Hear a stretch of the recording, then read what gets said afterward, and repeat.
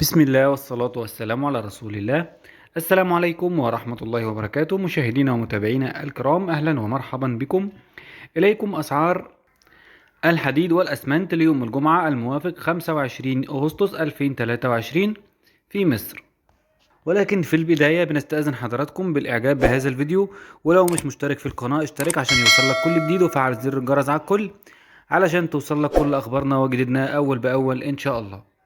سجل سعر طن الحديد الاستثماري 35,143 جنيه تسليم أرض المصنع، وسجل سعر طن حديد عز 37,093 جنيه، وسجل سعر طن حديد سرحان 33,500 جنيه، وسجل سعر طن حديد بشاي 35,000 جنيه، وسجل سعر طن حديد الدخيلة 35,500 جنيه، وسجل سعر طن حديد المعادي 32,500 جنيه، وسجل سعر طن حديد مصر ستيل 33,400 جنيه، وسجل سعر طن حديد المصريين 33,700 جنيه، وأخيرا سجل سعر طن حديد العشري 32,000 جنيه. أما بالنسبة لأسعار الأسمنت اليوم في مصر، فسجل سعر أسمنت المسلح 1,750 جنيه للطن، وسعر أسمنت النصر 1,700 جنيه للطن، وأسمنت وادي النيل 1,680 جنيه للطن، وأسمنت المخصوص 1,700 جنيه للطن،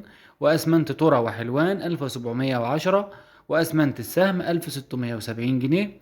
أما سعر الأسمنت الأبيض فسجل 3,600 جنيه للطن.